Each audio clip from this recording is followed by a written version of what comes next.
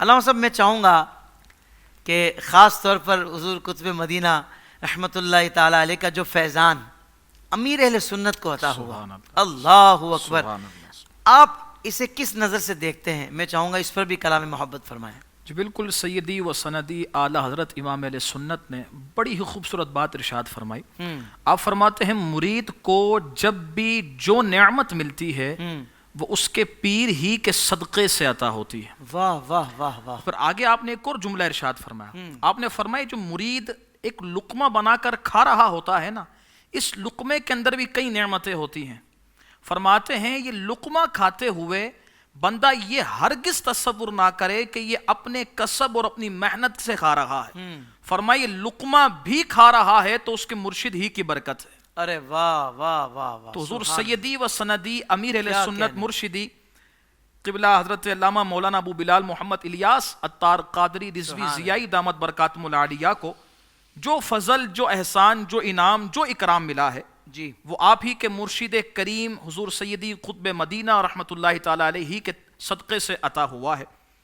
میں اگر یہاں پر آپ کا وہ واقعہ جو آپ مرید ہوئے، اچھا مرید بھی ایسے ہی نہیں ہو گئے، حضور سیدی امیر سنت کو اعلیٰ حضرت امام علیہ سنت سے بچپن ہی سے بے انتہا محبت، سبحان اللہ۔ جب سے آپ تعارف ہوئے ہیں اعلیٰ حضرت سے، متعارف ہوئے ہیں، تب سے آپ کو اعلیٰ حضرت سے محبت ہی محبت تھی۔ واہ واہ۔ اور حضور قطب مدینہ رحمۃ اللہ تعالی علیہ سے مرید ہونے کا جو سبب تھا نا، آپ کی عشق کے مصطفیٰ المسلم ہے، آپ کا زہد و تقوی مسلم ہے، سبحان اللہ۔ آپ کا ہر فضل، ہر کرم، ہر عطا، ہر انعام، ہر نعمت آپ کے لیے مسلم ہے، اس سے انکار نہیں۔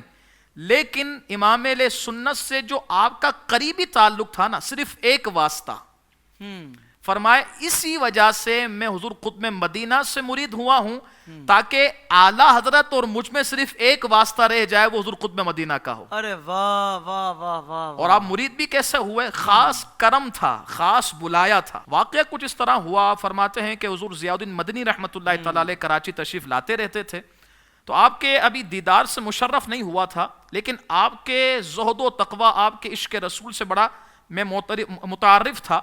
فرماتے ہیں یہ بھی پتا تھا کہ اعلیٰ حضرت اور آپ میں صرف ایک درجے کا فرق ہے، تو میرے دل نے کہا کیوں نہ ان سے مرید ہوا جائے۔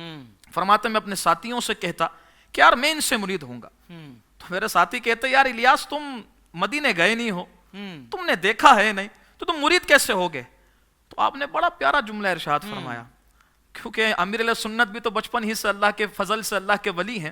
سبحان اللہ۔ امیر علیہ سنت نے جو جملہ ارشاد فرمایا، آپ نے فرمایا میں جس کے ہاتھ میں مرید ہو رہا ہوں نا، وہ ہیں اللہ کے ولی، اور اللہ کا ولی اس بات پر قادر ہوتا ہے کہ دور رہ کر بھی اپنے مرید پر نظر بھی کر لے اور فیض بھی عطا فرما دے۔ واہ واہ واہ واہ۔ فرماتے میں نے یہ جملہ تو ادا کر دیا، پھر رات ہوئی تو رات میں سویا، جب رات سویا تو فرماتے ہیں کہ میں نے رات ہی خواب میں حضور ضیاء الدین مدنی رحمۃ اللہ تعالی علیہ کی دیدار کیا۔ سبحان اللہ۔ فرماتے حالانکہ میں نے پہلے زیارت نہیں کی تھی، لیکن میں نے بزرگ کو دیکھا، تو فرماتے وہ چہرہ میری نگاہوں میں اور میرے دل میں سما گیا اور مجھے وہ یاد رہا۔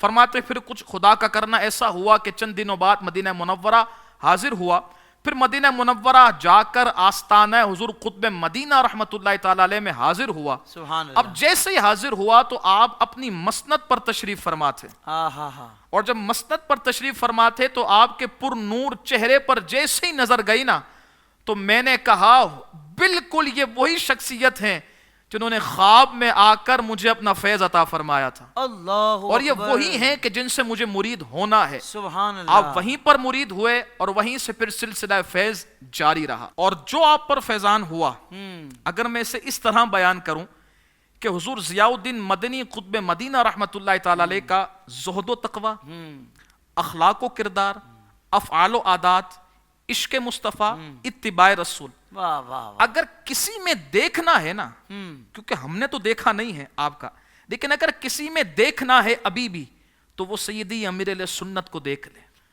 اللہ، وہ دیکھ کر یہی کہے گا کہ جب مرید کی اداؤں میں یہ کمال ہے، کیا کہنے علامہ صاحب، پیر کی اداؤں میں پھر کیا کمال ہوگا۔ سبحان اللہ۔